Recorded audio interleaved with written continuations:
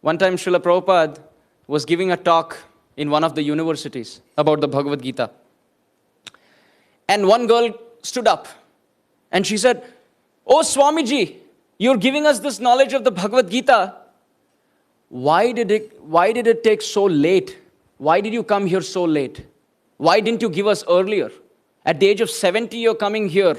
If you would have come here before, so many would have benefited from your travel." Now, if we were in Prabhupada's place, we would be really annoyed because we come all the way and people blame us. Said, "Prabhupada, why didn't you come earlier?" Prabhupada very coolly looked at the girl and said, "I was waiting for you to be born."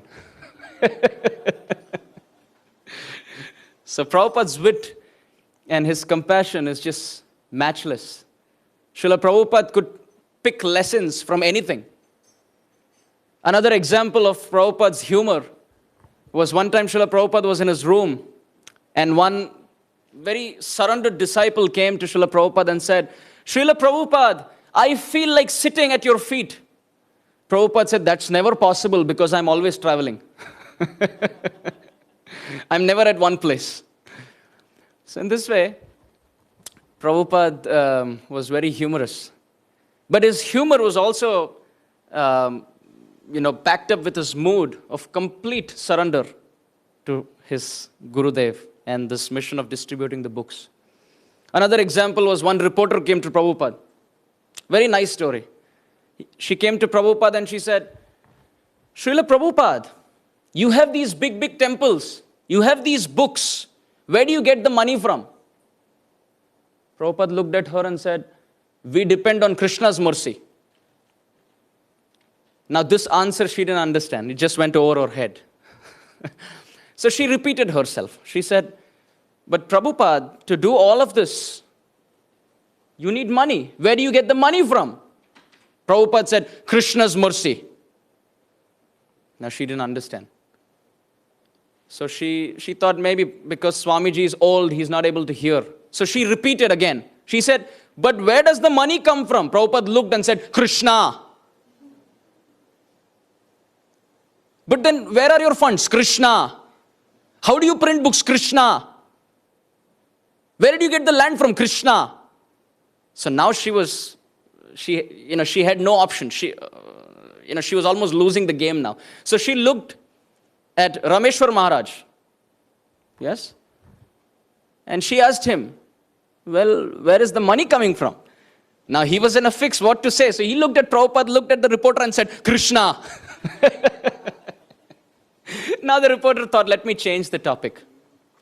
So she said, "So Swamiji, can you tell me something about yourself?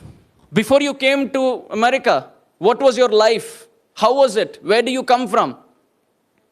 Can you tell me?" So Prabhupada looked at her very coolly. He said, "Why should I tell you?"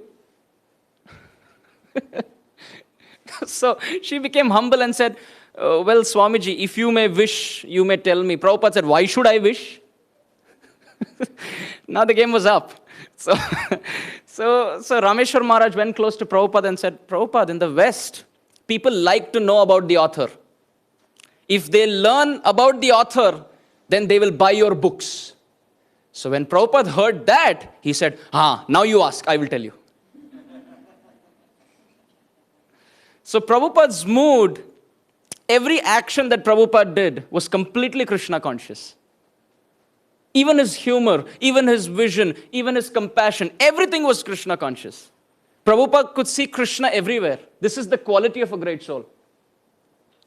When Prabhupada came to the West for the first time to America, everything was new to him. This culture completely was new. So he would take a stroll, look around, and see different things, how they work. He was fascinated how cars are left-hand drive here. He was even fascinated by the thought of laundromats. He had never seen one in India because you just wash and you dry. But look, these things are fascinating. So Prabhupada, everything was new for him. And his initial disciples, Prabhupada was completely surrendered to them. Wherever they arranged a program, Prabhupada would go. He didn't even know where he was being taken. So one of his initial disciples, they told Prabhupada, I have arranged a very nice program for you. You should come. So Prabhupada didn't even ask where it is. He said, sure, wherever it is, I would be very happy to speak about Krishna.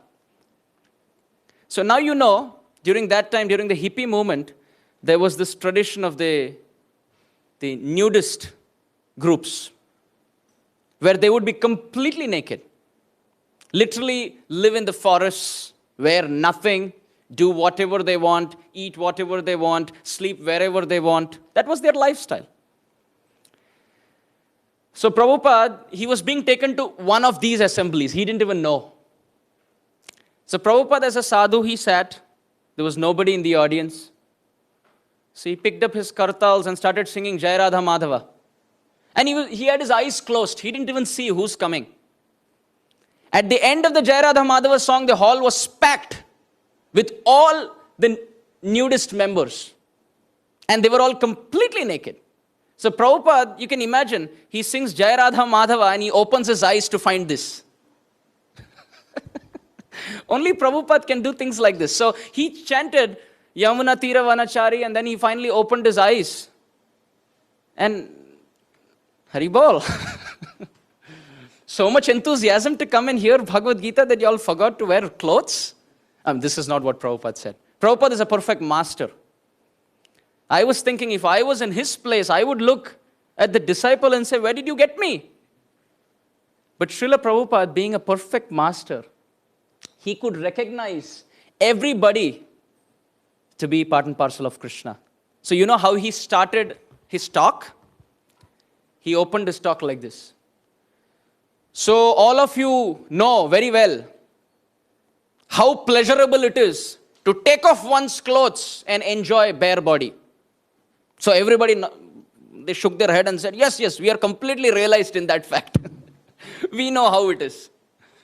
So Prabhupada said, by taking off one's clothes and enjoying with one's bare senses, if there is so much pleasure, the actual reality is we are all wearing material clothes now. The actual level of pleasure is taking off these material clothes and enjoying with our spiritual bare senses. They said, yes, that sounds fascinating. How to do it? Prabhupada said, today I will teach you how to take off your material clothes, body. They said, yes, we are already nude. We would like to go ahead on this path. Prabhupada said, the process of enjoying your bare spiritual senses and being free from material bodily consciousness is very simple. And he gave them the mantra, Hare Krishna, Krishna Krishna, Hare Hare, Hare Rama, Rama Rama, Hare Hare. So this is Prabhupada.